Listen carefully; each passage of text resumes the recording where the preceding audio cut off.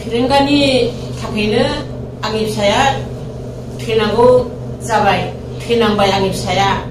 मानो होननानै बुङोब्ला गावनाय समावनो, गावनायनि सिगांनो जोङोहाय गोजौनिफ्राय अर्डार हरबाय, जों दोननाय जानाय नंला, जों गावनाय जासिगोन होननानै बे खोथाखौ बुंनानै गावदों।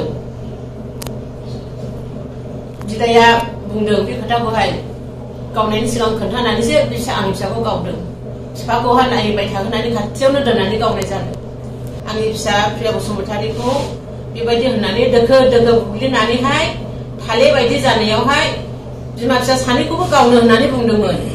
बिमाया अपारेशनबो थानाय नंला होननानै बुंदों। गुन्दैया जाबनानै गावनो थोननायावहाय ओहो बिमाखौ नांला, फिसाखौल' गावदो होननानैहाय बेबायदि खोथा बुंनानैहाय गावनाय जादों आंनि फिसाखौहाय। फेरेंगा सार अर्डार हरनायनि थाखाय आंनि फिसाखौ गावनानै गालांदों बिदायमोना। आंनि नामा हेमन्त मुसाहारि। 2014 सनावहाय आंनि बियानै फिसाखौ मास 10 मावनानै गावदों, अयथासार खालामनानै गावना गालांदों।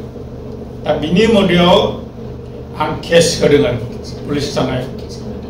दा बिदाया 2 बोसोरनि सिगां बिनानावनाव निमाहा बिदों, मबाइलजों निमाहा बिहरदों। ओमफ्राय मा खारननि निमाहा बिदों? फेरेंगा अर्डार होनायखाय बे आं गावदों होननानैहाय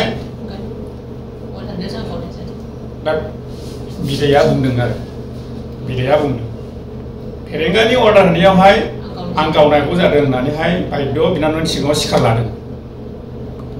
दा बिनि आंनो न्याय नांगौ, न्याय नांगौ। दा दिनैसिमावबो न्याय मोनाखै। आंनि गोसोयै आं बुंदों, रावबो जजुलुम थोनाखै। सासे आङो बिनानावनि बिबनांनि आङो गार्जेन जानानैहाय केसखौ आं होदों। आंनो न्याय नांगौ आरो आंखौ रावबो जजुलुम थोनाखै।